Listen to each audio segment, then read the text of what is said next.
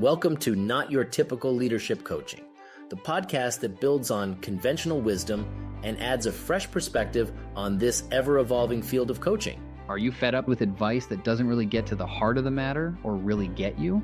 Whether you're a reluctant or seasoned leader, this podcast is for you. Embark on a journey of actionable insights, harness untapped potential, and learn to develop a mindset that will transform you permanently. Not Your Typical Leadership Coaching, where we shatter boundaries and awaken the confident and compassionate leader within.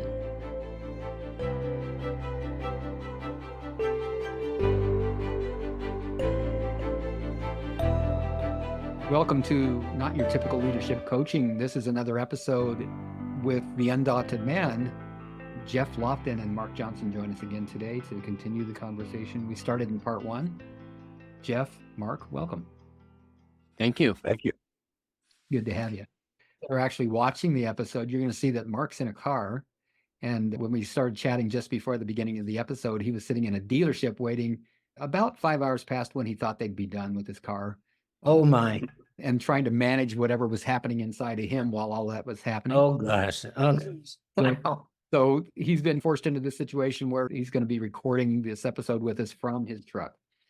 And no, he didn't kill anybody, apparently. And then, Geoff, you're sitting in your home office. Is that right? In Boulder? Near Boulder, yep. And Mark, you're in Denver right now. And Marty, you're still in Mexico? Just another 40 hours. Yeah. Before you head back to Boulder? Near Boulder. Near Boulder, yeah. And I'm here in Liberty Lake, Washington. So just let's set up our conversation today. We want to get some completion around the idea of the feminine and the masculine in the Undaunted Man, which is what Mark and Geoff do with men's groups. But we also want to spend, and hopefully the majority of our time, talking about this idea of feel the fear and do it anyway, something that Mark said during our last episode and that elicited an internal response from me that really wanted to talk more about that. So I'm going to hand it off, Marty, to you, and let's see where we go. I think it would be helpful, Geoff, if you could just recap and maybe frame this again. And like, what does the Undaunted Man do? Or who shows up? What is it that the conversation is about? Why does Undaunted Man exist, and what is it accomplishing? So to begin with, Undaunted Man has one core mission, which is to support men in getting clear on what their one term we use is true identity, which is a term that we've run into with a pastor that Mark and I are both fond of, and the way he talks about purpose and being able to differentiate between what our egoic mind believes our purpose is, our identity is, etc., and get connected to what our soul, our spirit, knows itself to be and why it's here in a body at this point in time. And then support them in community and in one-on-one work we do with men to be able not only to get there, but then once they get really clear in their bodies what that is, how do we support them in living in alignment with that purpose? Okay. And the vision that hopefully comes with it as they get more clear. And that, when the root of Undaunted Man began 16 years ago now, that wasn't what it was about at all. Let's get together as men and talk about what we're challenged with and how we grow. Now, in the last year or two in particular, Mark and I have gotten crystal clear that we are committed to helping people live from their soul's purpose and identity, true identity, as the start of everything. Now, the men, before we began the recording, and Bill and Marty and I were talking, what brings men and has brought men for the last really 7 years or so, 8 years. A lot of our men are millennial-aged men, some older, but in general, our average guy is in his 30s to mid-40s at the moment. We have a few stragglers that are like 29 or 30. And most of the men who have come to us from the jump have come either because they're really lonely, like they don't have men friends. Mm-hmm. They have men buddies that they might play sports with or that they work with, and they can talk about stuff, but it stays superficial. I see. A lot of the men have come because either their relationships are in breakdown and they're trying to figure out how do I fix this? Mhm. Or a lot of guys too either haven't been able to make a relationship work. We've had men in their 30s who have yet to be in a relationship Mhm. and wondering what the hell, figuring out this is happening to me. So I got to be looking in the mirror at what I know and what I don't know that I don't know. And then a lot of guys also come because they're feeling bored. They might be married, they might be parents. A lot of our guys tend to be tech industry people, not all, but a fair bit. And they've achieved what they thought they were supposed to achieve by this point in their life. Mhm. And they're like the old Peggy Lee song that some of us are old enough to remember. Is that all there is? And so they're catching the internal drift that Mark and I certainly know, and I know you two know, that if you're not connected to purpose at all, you're totally at the mercy of wherever life is going. And for me, when I was in that place, it was very unmoored, untethered, and really difficult. So those are some of the key things. We've had some people that have come in because they're trying to get sober. And we're not an AA group. We're not, addiction specialists. But we've just found that no matter what your issue is, Mhm. you're going to get stronger if you have support in general. And every man on this call is a coach. We make our living doing that. And to have it in community, Mhm. which selfless plug for Marty's upcoming book, leadership is relationship, involves relationship. That's why we exist. Got And it. those are pretty prevalent. And because a lot of our guys also, by the way, tend to be tech professionals, Mhm. they make their living being in their head. Yeah. Mhm. Mhm. So a lot of them aren't particularly connected to their emotions. But those of them who are in relationship, and this kind of paves the way a little bit for where masculine and feminine principles come in that we talked about last time. A lot of these guys grew up either with poor to no fathering. A lot of us have had moms that might have been smothering or were really that turned us into surrogate spouses, or moms that just shamed and dominated their sons. So now they're grown men doing okay in the world, and they're in relationships where their woman's attraction to them has waned, and vice versa. And part of it is because they don't know enough about what helps. I'm just going to say your average straight woman. A part that every woman has is a desire for safety, physical, mental, emotional safety. And the masculine energy, whatever body it's in, we emphasize that a lot in part one. Doesn't matter what's between your legs. The masculine energetic principle is order and creates safety, protects, provides. When a woman is with a man who's embodying that kind of energy consistently and not without his feminine. I can't say that enough either. Neither of these are better than the other. They're complementary. They're both required. And a lot of women that are with our guys, many of them have really successful professional careers. Some of our guys are house husbands. And so the woman can go to work where in a corporate setting, that masculine energetic it makes a big difference in helping a woman be successful in that structure. And I've got clients who do that all day and they go home to their husband and their kids and they want to drop into their feminine, feel safe. As one woman told me, I want to be able to take my penis off when I get home from work.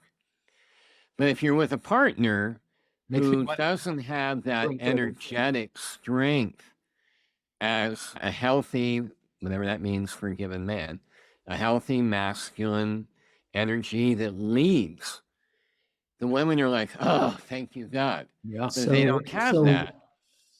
Let's take this into the fear conversation that we want to focus on, unless there's something else somebody wants to say about what Geoff just clarified very well. I still have a little bit of interest in that piece of the conversation, if you could indulge me. And Geoff, you gave an example, and that's what I'm looking for is, can you give us an example of whether it's typical or not, of how a man might be supported in the Undaunted men's group around this idea of where does feminine and masculine come in the conversation within the group? And how does it apply? Usually it starts in particular for men that are dealing with relationship challenges and also with men who in their career, thinking about one man from a few years back who just wasn't advancing in his career. And he was really befuddled about, I work hard, I know my stuff, I think I'm a great team player, but he couldn't understand that if you want to advance in the corporate world anyway, or entrepreneurs that we have in our community, to be a successful entrepreneur, you really have to be good at making shit happen. You got to make it happen. You got to know where you're going. You got to be committed beyond the beyond.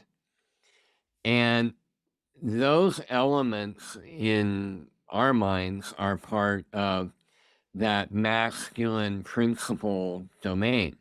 Some of the changes that end up happening, firstly in a group, guys find out they're not alone. Because men have also been trained to be lone rangers. Don't admit you're struggling. Don't admit much. Don't ask for help. That means you're... Yeah, don't ask for help.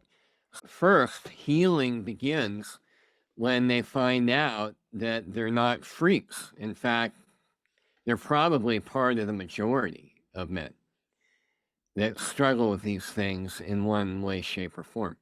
We've had guys who have ended up completely changing their career. We've had guys whose marriages have been reinvented successfully. And we've had men who got really clear that they needed to leave their relationship because their nice guy, you guys interviewed Dr. Glover a while back, so their nice guy creates the kind of resentment that Glover talks about in that book. And so the woman can turn resentful, domineering, henpecking, and guys get tired of it. So we help them see how they've created that. Yeah. And then what can you turn around? So some guys have left their marriages and are now in better relationships. Okay. And they're showing up in a different way.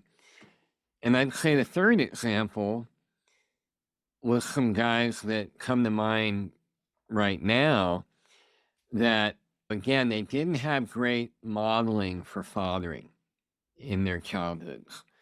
And they've got kids and they really want to be good dads. That's another area where we talk about the importance of both energies, masculine and feminine, because our kids need our hearts, our emotional hearts, but they also need that beautiful kind of father energy that is wrapped in, can be in the masculine side of things, that creates order and safety for their kid.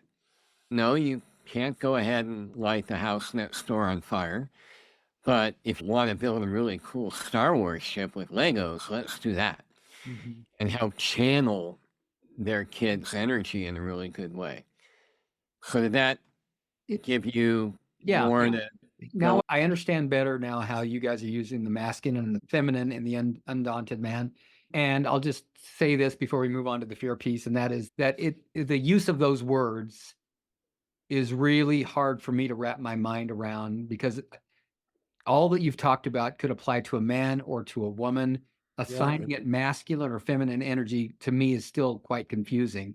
But I can understand now how you're using it with in your men's group. In my coaching, and I have a men's group as well, and I also have a separate women's group. In my coaching, I don't distinguish between masculine and feminine. I don't actually honestly see the value in doing it, in it making a difference, because for me, what there is to do is to help someone to discover, as you're doing. Your main goal is to help people to identify who they truly are. And that's my main goal too, is to help people to tap into, to recognize, to discover, to rediscover who they really are, so they can tap into innate resources and qualities that they have, regardless of what that wiring means for them individually. It And seems like the concepts that are so important for us, the Undaunted is fortifying and nurturing the purpose, true self, true identity, integrity, all of that. Those seem like that's good. Women need that. Femininity needs that just as much as men, and masculinity needs those values. No, that's absolutely true, Marty. But I think that I can see that there's still a gap in understanding, because it's not like when we're dealing with a man and having a conversation with the man, we tell him that the solution to his problems is to be more masculine. Mm-hmm. The masculine feminine dynamic is very specifically relational. If a man is struggling with is having his own internal battle with something, or has his own internal obstacle to get over, the solution to getting over that obstacle is not to man up. That's not the context in which we use. The terms are understanding how humans interact with each other, whether it's two men, whether it's two women, whether it's a man and a woman, whether it's a romantic relationship or a friendship or professional relationship or in a corporate environment. The only time those concepts ever come up is in understanding the relational dynamics. And the relational dynamics, we all know, if we have a room full of men, the energy in that room, the dynamic in that room has a certain quality. We have a room full of women.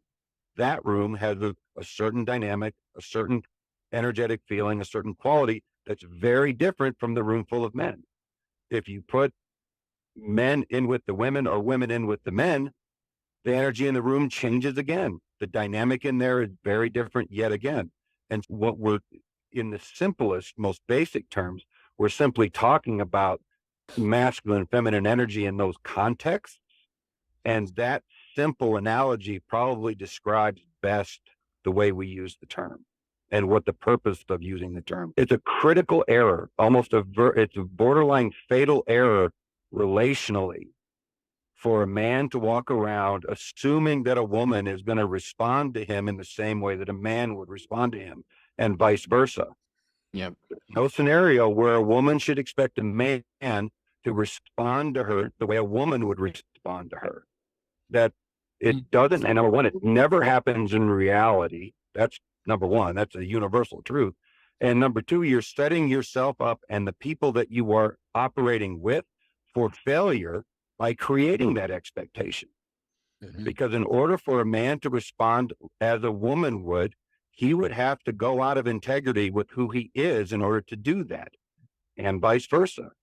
We're in one of the, and Geoff alluded to this very strongly, we're all about being in integrity with who you are. I would never ask a woman to go out of integrity with who she is to respond to me as if she was a man. I want her to respond to me from who she is, period. An example of that, Mark, would then be a man who has taken on the nice guy facade in order to try to make things work in a relationship. Yes. But women can be nice guys too. Definitely. Well, Yes. you say that. Yeah. Yeah, they can't be nice guys, but they can. There's a feminine equivalent to Exactly. the nice guy. Exactly. They can be Yeah. nice. I restated all of those characteristics out of Glover's book, and then brought them to my women's group, and I said, "Anybody relate to these?" All hands went up for almost every single one of them. Right. Absolutely. Yeah. But the way it meant, and so the reason why it's important, it's not that there aren't universal truths that apply, but it's the way they apply to a man and a woman is different. We experience things differently. We experience life differently. We understand the filter through which we see the world is different. For so many, That's why that, exactly. there's so many. So that's the purpose of that distinction. But then we get into the fact that we all are a mix of both, right? There might be somebody who's purely masculine and has no femininity in him. There might be something like that, or vice versa. But most of us are somewhere in the middle, and so I don't know that I'd agree with that assertion. Most of the evidence that I've seen, and the evidence is very thin, to be honest, is that most people are mostly one way, maybe not 100%. I wouldn't make an absolute statement, but close enough to one end of the spectrum or the other as to have it be me effectively 100%. And that's why the example that you talked about, somebody has been at work, calling the shots, being assertive, directive, and all of that, and then comes home and wants to be snuggled and pampered and soft and cuddly. There's a typical human being. For example, I'm very good at going feminine when that nurturing feminine energy is what is required in a moment. And I could tell you a great story about that. It just happened to me last week, actually. So I can do that very easily, but that doesn't change my primary identity. It doesn't change my primary way of being in the world. It just means that I can nurture when nurturing is what's called for. I get confused because I thought that what my primary identity was beyond this, and that these questions come up in relating. I was also confused in your email when you said that mathematics is masculine and psychology. That's outside of relationship. That's a field of study. It's not about a relationship. This just gets more confusing for me. I think we should. I'm going to reframe it. Another way you could look at what we're talking about is to have a thriving, fulfilling life, in my opinion, require mastery of the physical, the mental, the emotional, and the spiritual. We all truck in those arenas, whether you know it or not, or believe about it or not, or care. To achieve all that, there are fairly predictable stages of growth and development that we're going to go through if that's what we're going for. So, in a way, what we're doing is trying to give men the most diverse and useful tool belt that they can have to help lead themselves into the life they want. And so the masculine, feminine principles in the relational context, like Mark was saying, they're tools. And I keep thinking of remembering my dad always saying, make sure you always have the right tool for the right job. And I had plenty of examples in my life where I didn't have the right tool for the right job. I think all of us would agree that very little is absolute. We're really just talking about what tools do the men that come to us, distinct from the men and women who might come to Bill or to Marty, they happen to be looking for tools that we have years and years of experience to show they work. Because really, in the end, I don't give a fuck what tool you use. If you want your life to look a certain way and you got your own innate knowing of what's effective or not, then not every tool is going to be effective. You got to find the right ones. I said this to somebody last night. We are 100% path agnostic in the Undaunted Man. Completely path agnostic, completely tool agnostic. All we care about is getting people from where they are to where they want to be. And whatever tool gets them there, that's what we offer. Yeah. We don't care about anything else. We're not political. We are not here to make a philosophical stand for one thing being right and another thing being wrong. We are here to help people get from A to B. And what we look for, point B being meaning where they want to go, is that they feel fulfilled. They feel like they are living their life in alignment with their true identity, with who they are, with their purpose, and that their life is, regardless of circumstance, relatively easy to do, relatively easy to live. Awesome. But that's the goal. Awesome. Which then, if I may, one of the things that all of us know that we've had to do over and over again to grow and evolve, one of the biggest impediments to growth is the ego attachments that all humans have, as far as I know, and the fear of challenging them, getting uncomfortable, feeling pain, having to struggle. And that's why at the end of episode 1 with us two, that feel the fear and do it anyway, that probably was languaged a little overly simplistically. But the fear, I'll just speak for me. My biggest obstacle my whole life has been fear. My life took off in ways that I would have never, that younger version of me, not only a boy version of me, but even 10 years ago, 5 years ago, it really took a lot for me to push through fear. But every growth, for lack of a better term, that I've gone through and am currently going through, I am having to acknowledge the fear, work with parts, to use Bill's bailiwick. His tool belt or purse. Yeah, exactly.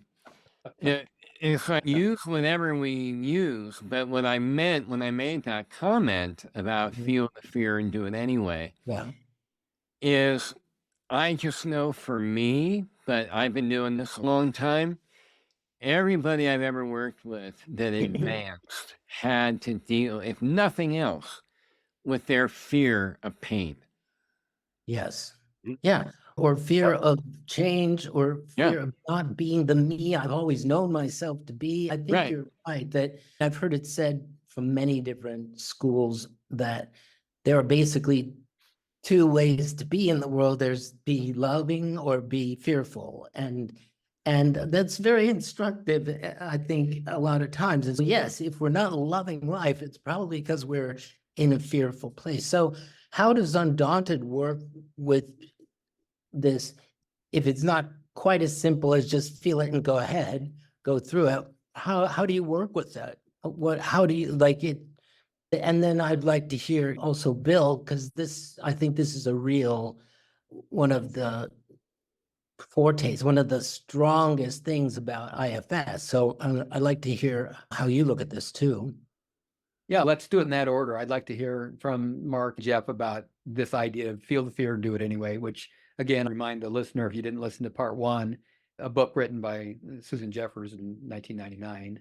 She's since passed away. She died in 2012. So this book's quite old, and yet the idea is still here, and it's a good idea. But let's talk about how it can be a good idea and not just another way to stuff feelings. To bypass them, yeah. Yeah, bypassing that's actually, we spend a lot of time actually talking about bypassing, spiritual bypassing, psychological bypassing, all that a lot. But the first thing to do is to actually find out, for each person has their own specific flavor of fear that's stopping them, whatever it is that they're afraid of. And frequently the low-hanging fruit is, fear of not being enough, fear of success, fear of failure, whatever, those kinds of what standard kind of bread and butter fears.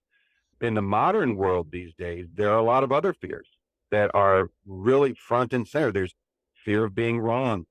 There's fear of offending people. There's fear of being politically incorrect. There's fear of being ostracized by your friend group. There's fear of being canceled. There's fear of being, even if you're not canceled, criticized by your friend group or mocked on social media. So the number of sources of fear has expanded exponentially over the last 15 to 20 years, especially with the explosion of social media over the last, you want to say it's a one size fits all solution, and in a way it is, but we get each man to the point where he recognizes and can articulate what his fear is. And then we support him through confronting that fear and no longer being stopped by that fear.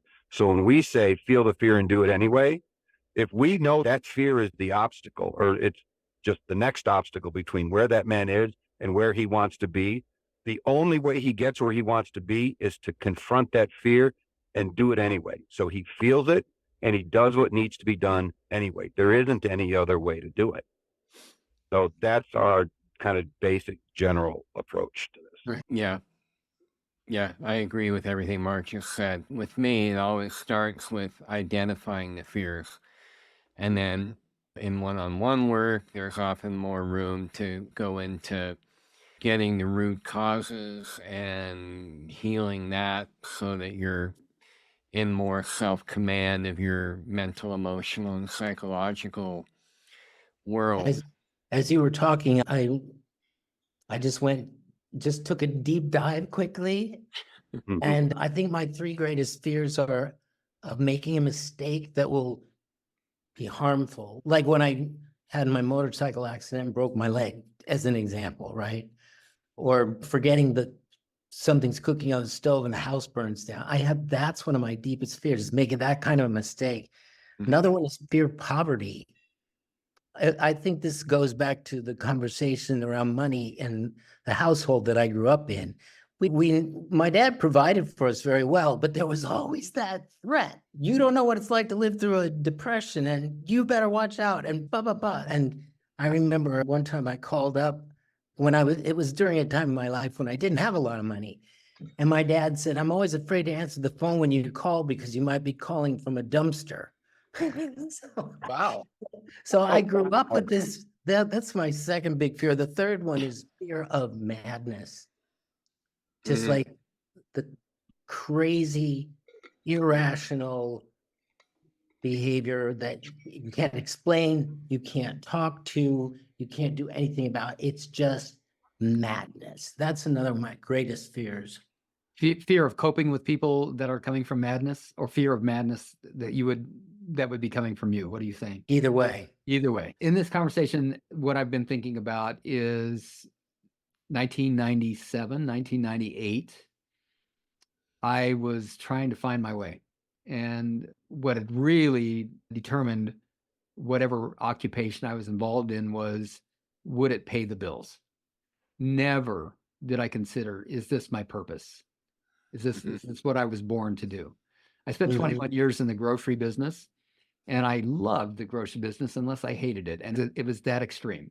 I either loved it or I hated it. And I did it off and on for 21 years. In those breaks in between, when I would quit and then go back to it again and quit and go back to it again, I sold cars. You talk about fear. Oh my God, fear. So I'm raised a Catholic boy, and I'm told that I'm a bad person if I don't tell the truth. And now I'm on a car lot, which is where Mark just was a couple hours ago, or now. Fortunately for Mark, he was just having to wait to get his vehicle repaired. But I was there trying to talk people into buying cars. And even though they were great cars and I felt good about the car and the quality of a car that I was selling, what they trained me to do was lie, deceive, manipulate, coerce people into buying a car, and to get as much money as I could from them and make as much profit as I could for the dealership. And no holds were barred. I could do just about anything that I could think of to do to get people to say yes to buying a car. And the entire time, and I did this for 3 years, the entire time that I did it, there was a knot in my gut. And that knot in my gut was screaming at me, run from here. Don't do this. You don't want, this is not you. And the fear, my greatest fear, Marty, you mentioned yours. My greatest fear has always been, what are people going to think of me? Are they going to judge me? Are they going to see my imposter? Are they going to judge me as wrong and bad? And of course, then are they going to reject me? And then contagiously spread the news about what a bad, dishonest person I am. So for 3 years, just to pay the bills, I'm selling cars. Now, I learned a lot from that. I learned a ton from that experience. Most of it I won't use, but most of what I learned there was that I can do things even if I'm afraid. I can do things even if it makes me want to puke, and if I'm scared enough. So for me, it was a balance of how much fear did I have and which fear was going to dictate what I did. I was scared enough of not being able to pay the bills and support my family that the fear of being rejected and criticized and judged was not quite as great as that. So therefore, I took the job selling cars. The fear that I would have to go do something I hated doing, which was the grocery business. Interestingly, after those 3 years of being in the car business, I found the grocery business to be refreshing. Yeah. I mean, all I have to do is unload the truck, cut the tops off the boxes, put the stuff on the shelf, check people out, take their money, say goodbye. That's it. That's all I have to do. Sign me up, please. Yeah. That's exactly what I did do for the next several years, went back to the grocery business. So 1997, 1998. Now, I have a rare opportunity to get my insurance license and sell property and casualty insurance and life insurance. Don't know anything about it. I study, I get my license, I'm set up in a sales center situation that's hosted by the sponsored company, which is an insurance company.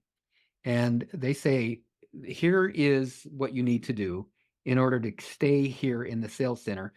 Otherwise, you have to go out and pay for your own office and equipment and hire staff and all that stuff. Otherwise, we'll support you as long as you meet these benchmarks. I'm there for a month. They don't expect much. But after a couple of months, I need to have at least 10 policies in the bag. After 3 months, so on and so forth. I'm falling way behind. I'm spending a whole lot of time getting ready to sell something. And I'm so scared.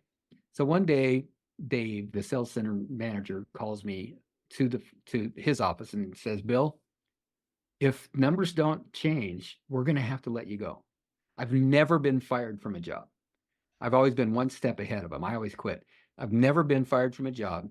And I said, I remember feeling this just intense, overwhelming fear. Oh my God, what am I going to do? What am I going to do? Because I don't want to do what they tell me I should do in order to get those insurance policies sold. And that is to cold call. They want me to cold call. They had one evening a week where all of the guys, there was one woman, all of us in the sales center would get together and dial for dollars. And we would just go through the phone book literally and just call people and say, hey, I'm selling this kind of insurance. Would you like a quote on your home and auto? And 19 out of 20 times they would hang up on me or just say no and use bad words. But one time out of 20, they'd say, your timing's great. Yeah, I'm looking for insurance right now. And I get all excited and I quote the insurance, and sometimes I get a policy and it worked, but I hated it. And I was so scared. So yes, I know how to feel the fear. And if the fear of not doing it is greater than the fear of doing it, I'll do it. But what a way to live.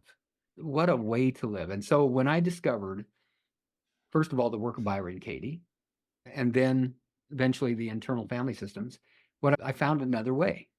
And that is that when there's fear, that acknowledge the fear and recognize that it's a part of, unless there's a bear busting through the door or there's a car coming on me head on, the fears are really not very valid.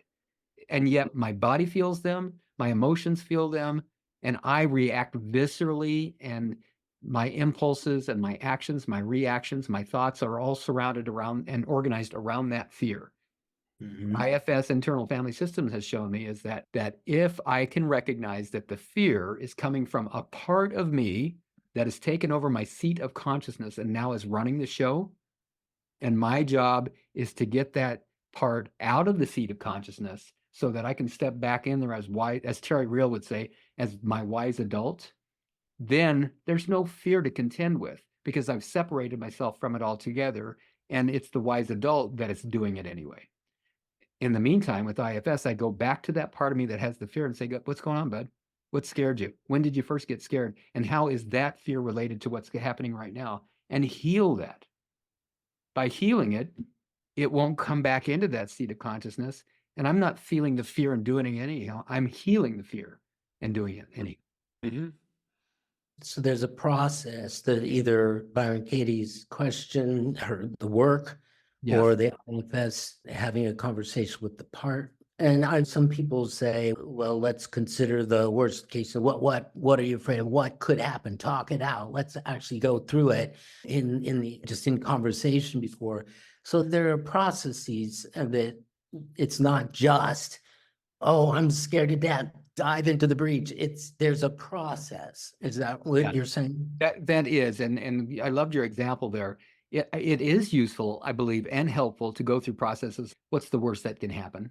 However, if that's all you're doing, then that's a temporary fix to an otherwise permanent problem.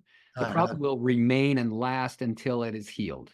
And the way it is healed is to allow the parts of yourself, access the parts of yourself that are holding that history and the experience that informed the belief. A fear is simply a belief. What if this happens is really a belief. This is going to happen, and it's my job to make sure it doesn't, is what the fear is.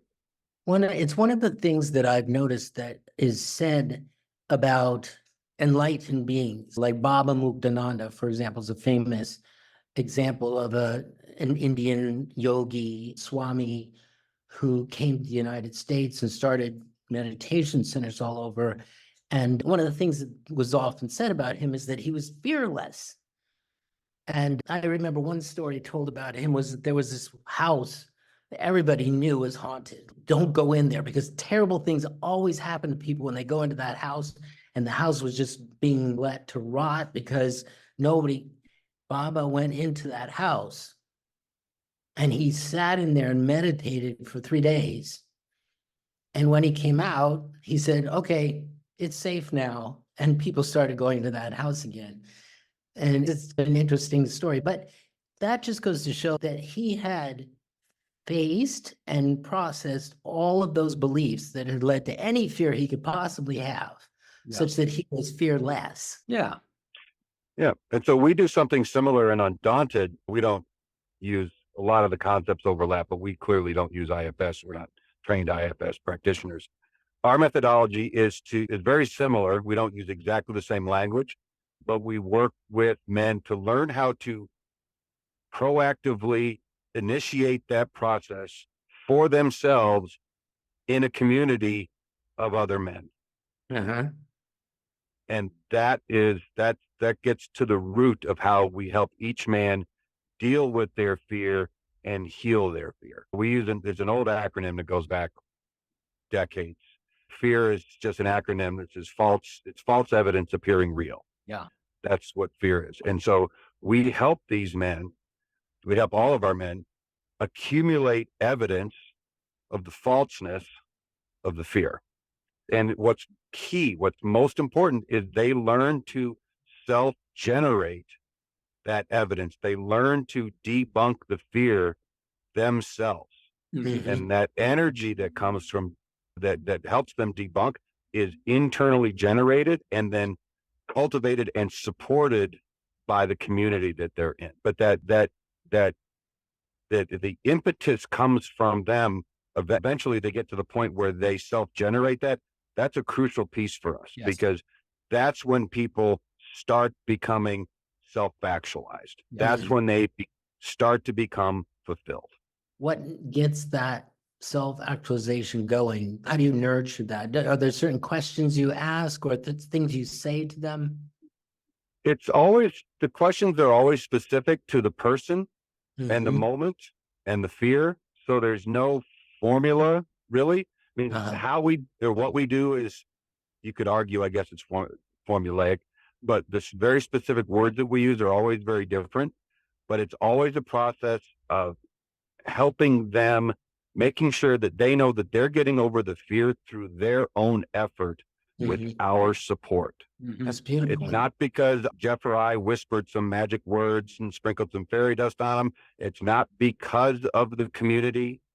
We are simply there as a support mechanism to amplify their own internal strength. Mhm. And that helps them move forward. And that self-generated forward motion is what generates the self-actualization. That community piece seems really key to me. Oh, yeah. Mhm.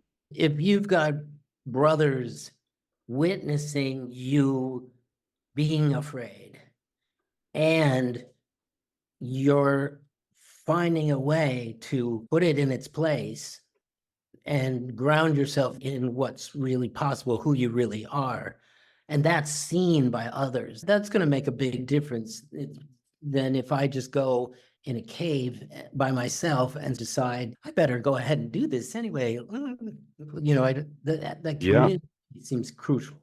Yeah. How It, many it people absolutely, yeah. do that? Go ahead, Geoff. I'm sorry. Go ahead. How many people do that? Right. Yeah, I can do it myself. Yeah. And it just the first time when it was about 30 years ago that I really dove into inner work. I went to do this weekend in California, and on day one, the first activity involved rock climbing. And I had a horrendous fear of heights. I also was well over 100 pounds overweight, so rock climbing sure didn't seem intuitive to me. And I know that even if I had been with the same trainers that were leading that, and it was just me and them, probably would have been there all day, and I might have gotten 1 foot off the ground. But the combination of their encouragement, because they never shamed me or anyone, they just lovingly encouraged me take one step. And taking one step and having about 10 other people in the group cheering me on. I didn't grow up with any of that. And that was a life and game changer. Yeah. I was just going to So- say, Geoff, before you shared that story, that, and reflecting what Mark was saying too, is that the original community was family. And if the families that we grew up in didn't provide the context that we needed to know that when scary or hurtful or painful things happened, we were still okay. Mm. We didn't get that, then we concluded just the opposite, that we're Right. not. Yeah. This thing happened. I have no power over it. Therefore, in order to have power over it, I must blame myself. So at least now I have something to work on. So that forms the belief, that forms the fears, that forms the imposter syndrome, that informs the insecurity, and that informs all the strategies, such as nice guy, in order to survive in the world when we have concluded that there's something wrong with us. Yeah. Absolutely true. And the other side of, there's a complement to what Geoff was referring to with because there is this unlimited bottomless well of support and encouragement. Along with that, there's also expectations and accountability and responsibility to each other and for each other, to be integrous, to keep our word to each other, keep our word to ourselves. All of that is part and parcel of this. No one succeeds based on encouragement alone if they lack those other pieces. And so the way we design the community, it provides both of those things. What do you say to somebody who that's the very thing that they're afraid of? That's why they're trying to handle it on their own, because they don't want, what if somebody were holding me accountable? What if I really had to show up like in community? I think I'm just going to stay home and not check out this Undaunted thing because they'll hold me accountable. Oh, we get that. But then that's the conversation. That's where we start, because what are you afraid of? Sure, you say you're afraid of being held accountable. What are you really afraid of? What's the real fear? What are you afraid is going to happen if we hold you accountable? Yeah. I mean, and then we always say something like, the worst thing that can happen is you get everything that you want and you are surrounded by love and encouragement constantly. But hey, if that's not appealing for you. That wouldn't be appealing if you don't have the tools to be able to process that. And that is true. To have something good happen when your life's been bad for most of your life is scary. What am I going to do with that? Look at all the people that win the lottery and then it's gone a few months later. That's a really good point. I think it points to sometimes what it is that we've been told it means to be surrounded by love and encouragement and having all the things we want in life is not what, there's something in our true self that wants something other than what we've been told we're supposed to want. And so we're afraid of winning at life because that's not really what I want. Yeah. Yep. Oh, well, and that's where we have a very interesting distinction there, because we use a concept from a book called The Inner Game of Tennis. And because we are a path agnostic group, but there's a clear spiritual component to everything that we do, but we don't care what path you're on. We use terms like self one and self two, which is directly out of The Inner Game of Tennis. Self one is the conscious egoic mind, the thinking mind, and self two is all the rest of us. And self two is where the truth of who we are resides. Self two is where our true identity resides. That's where God, however you define that for yourself, speaks to you. That's where your connection is. That's where your true identity is revealed from. It's not something that we deduce or using deductive reasoning or anything like that. It's something it's a felt inner knowing of who you are. And in our definition of winning at life, the only definition of winning at life is getting what's in alignment with that true identity. That's beautiful. My timekeeper is reminded that we agreed on a secret phrase for when we were approaching the hour, and we are. Shut your mouth. And so I won't repeat what the phrase was going to be, but it had something to do with stopping talking. So let's wrap this up.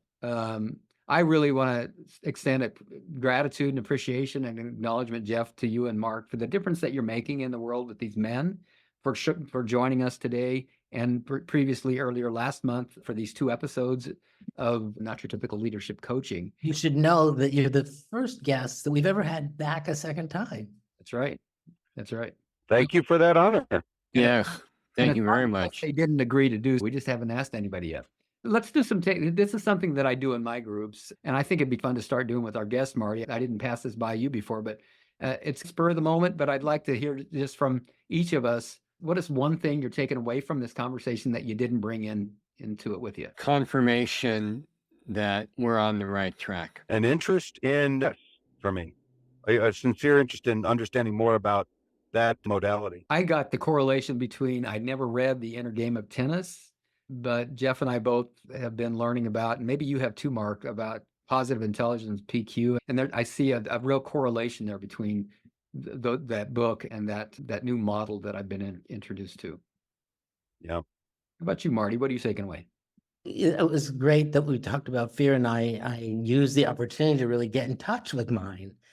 And so I feel a little liberated. I've named them. I've talked about them. I'm starting to be able to see that I am not them. And what is it now? 3 million listeners that we have to our podcast will all hear your liberated fears, Marty. Hallelujah. I'd be off in those numbers. If you enjoyed this episode and listen to the rest of our episodes, please, and like us and help us to get our listenership up. Thanks, Geoff. Thank you, Mark. Thank you, Martin. Thank you, Bill. Thank you. Thank you so much. Take care. Bye. That concludes another episode of Not Your Typical Leadership Coaching. We hope you found inspiration and valuable insights to fuel your leadership journey. Remember, true leadership is not about you. It's about empowering others. Take your insights to heart and cultivate a leadership mindset that will transform you from within. Thank you for joining us on this quest to leadership excellence. Don't forget to subscribe and stay tuned for our upcoming episodes where we delve deeper into the art of leadership. Until next time, remember that you have the power to lead with confidence and compassion from the inside out.